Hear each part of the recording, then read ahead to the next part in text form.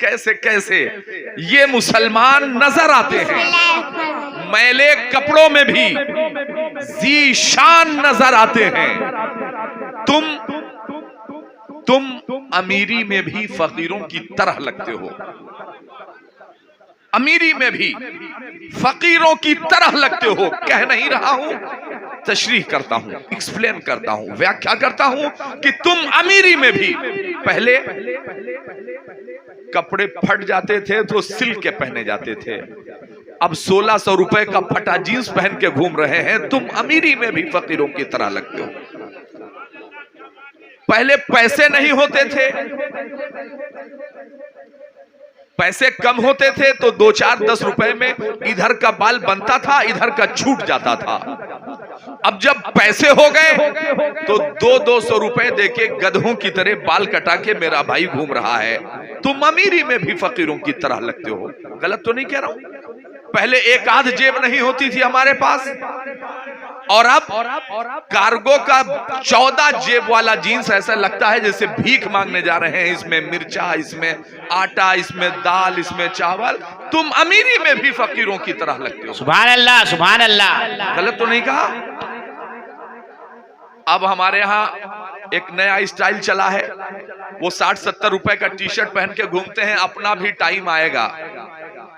अच्छा, तो ऐसा लगता है जैसे ये प्रधानमंत्री बनने जा रहे हो, ये दौलतमंद बनने जा रहे हो, अपना भी टाइम आएगा।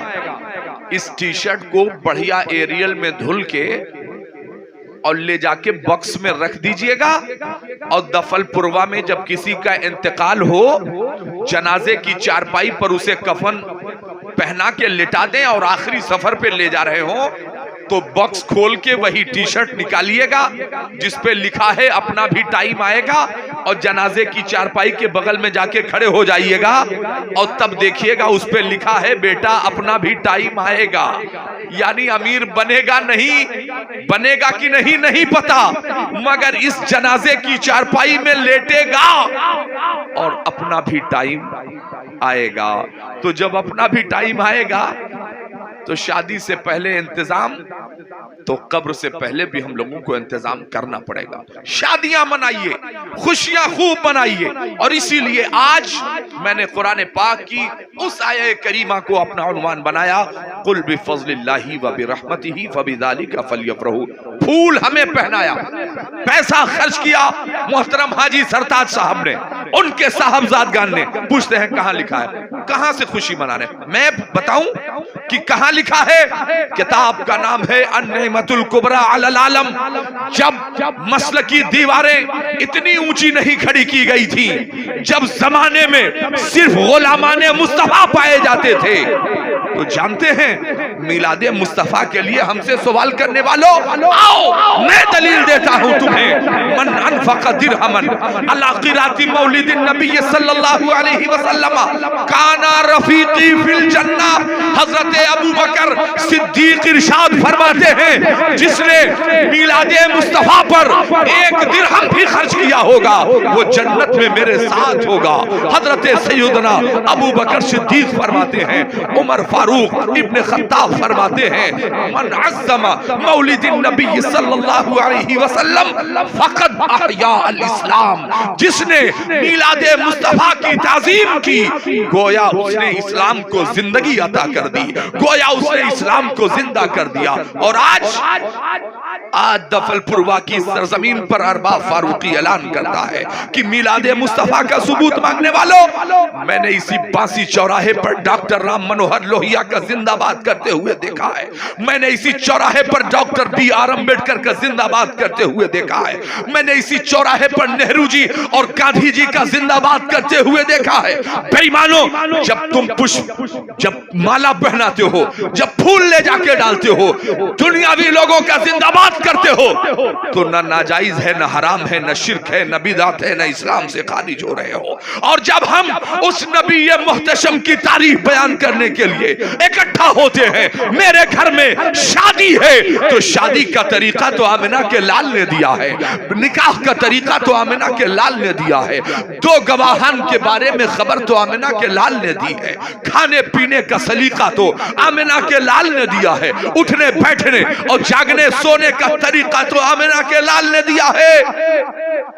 तो इस भारत में अगर तुम दुनियादारों का जिंदाबाद करते हो तो हम अपने मिंबर से मुस्तफा जाने रहमत का जिंदाबाद का नारा लगाते हैं, हम सरकार की आमद मरहबा के नारे लगाते हैं। और ये शादी का माहौल है, खुशियां हैं। अल्लाह इरशाद फरमाता है, महबूब आप गाड़ी सजाओगे, आप दूल्हे को सेहरा पहनाओगे, आप जाओगे खुशियां मनाते हुए, मगर याद रखिएगा कि कोई भी एक ऐसा काम कि जिससे हुजूर पाक साहिब लौलाक की रूह पाक को तकलीफ हो, तुम्हें वास्ता है शहीदाने करबला का, ऐसा कोई काम मत करना नौजवानों कि जिससे मुस्तफा जाने रहमत को ईजा पहुंचे, तकलीफ पहुंचे। जब तुम दरूद पढ़ते हो सरकार खुश होते हैं, जब तुम नमाज पढ़ते हो तो सरकार की आंखों को ठंडक पहुंचती है, मगर जब तुम शादी में बेवजह की रसूमात को लाके बेपनाह पैसे खर्च करते हो तो रूह मुस्तफा अलैहि तहियतो व सना को तकलीफ होती है।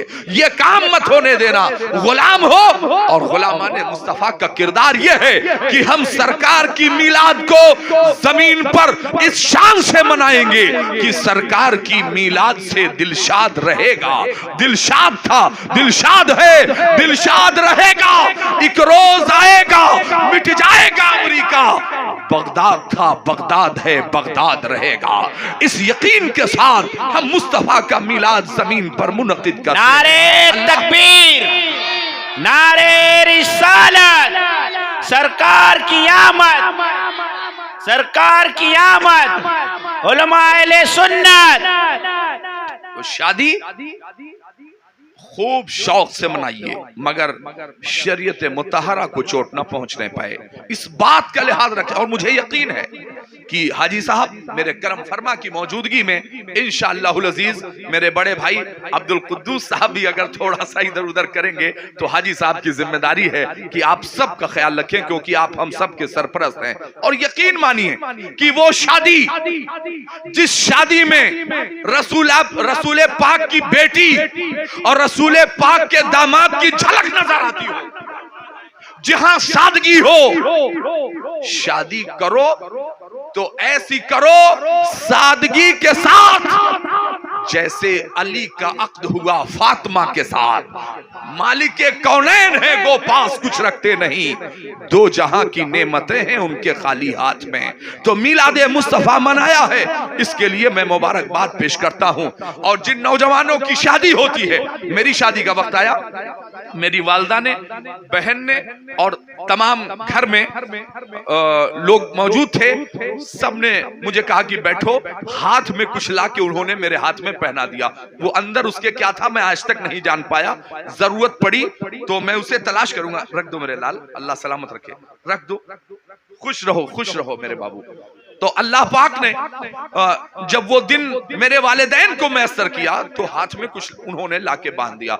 हमने पूछा कि इसके अंदर है क्या? कहने लगे चुपचाप रहो, बोलना मत, शादी का मौका होता है, इस तरह हालात होते हैं। मैंने कहा इसमें है क्या? कहने लगे कि बस तुम्हें बांधना है, इसके बांधने से साये से महफूज रहोगे।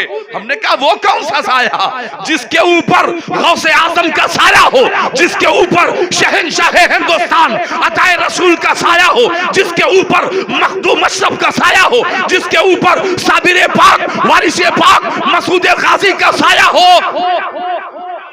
उसे लट्टू सट्टू बांधने से थोड़ी साये से बचाया जा सकता है। हम तो वो हैं, नारे तकबीर हैं इस जमीन पर। नारे रिसालत, सैयद सालार गाजी मसूद जिंदाबाद। हमें साये की क्या जरूरत? हम तो दुआ करते हैं, या इलाही रहम फरमा मुस्तफा के वास्ते। कहते नहीं हैं, अमल करके दिखाते हैं।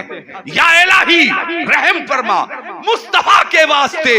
या रसूल अल्लाह करम कीजिए खुदा के वास्ते, और इससे बड़ा साया जमीन पर हो ही नहीं सकता कि मुश्किलें हल कर शहे मुश्किल कुशा के वास्ते, करबलाएं रज शहीदे करबला के वास्ते।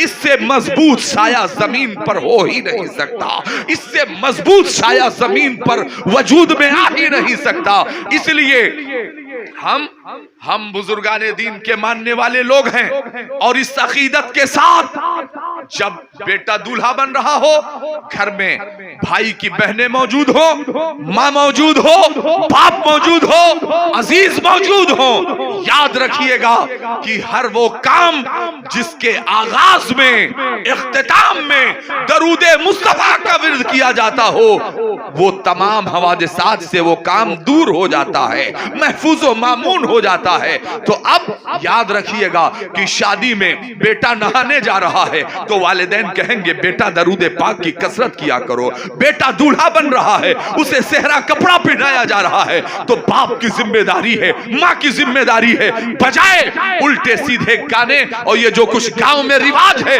बजाय इसके पढ़ने के एक फायदा मुझे इसका बताया जाए। मगर अगर बेटा आपका दरूद पढ़ रहा है, बेटा आंख में सुरमा लगाया जा रहा है, बेटा अस्सलातु वस्सलामु अलैका या रसूल अल्लाह पढ़ रहा है, तो खुदा की कसम आइए मैं तारीफ का वो बाप भी आपके ईमान को जिला बख्शने के लिए वो हसीन बाप भी रखूं।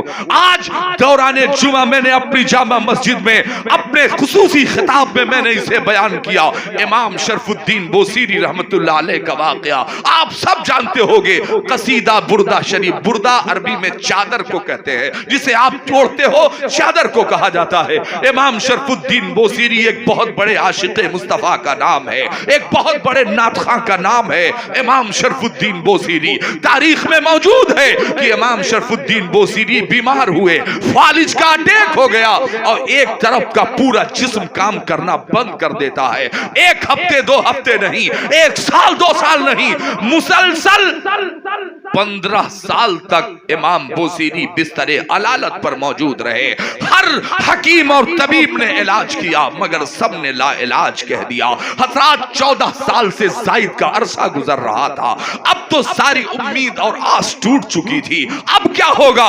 जमाने के हकीमों तबीबों ने ला इलाज कह दिया था, मगर वाह आशिक़े मुस्तफा, वो जानता है उनका आशिक कि काम देता है, देने को चाहिए, देने वाला है सच्चा हमारा नबी, सबसे औला वो आला हमारा नबी, सबसे बाला वो आला हमारा नबी। 14 साल से जायद का अरसा गुजर गया। तारीख बताती है अजीजाने मिल्लत इस्लामिया कि एक दिन हकीमों ने देखा तो बच्चों को बुला के कहा, बेटा अब बाप जो खाए उसे खिला देना, जो पानी मांगे तो पानी पिला देना, इसलिए कि चंद घंटों के मेहमान हैं इमाम बोसीरी। हजरात पूरे शहर में आग की तरह खबर फैल गई कि चंद घंटों में इमाम बोसीरी का इंतकाल हो जाएगा, इस दारे फानी से कूच कर जाएंगे। मगर वाह आशिक़े मुस्तफा, इमाम बोसीरी ने देखा कि बेटा रो रहा है, ज़ौजा रो रही है, घर के अफराद रो रहे हैं। पूछा, आखिर खैरियत तो है, रो क्यों रहे हो?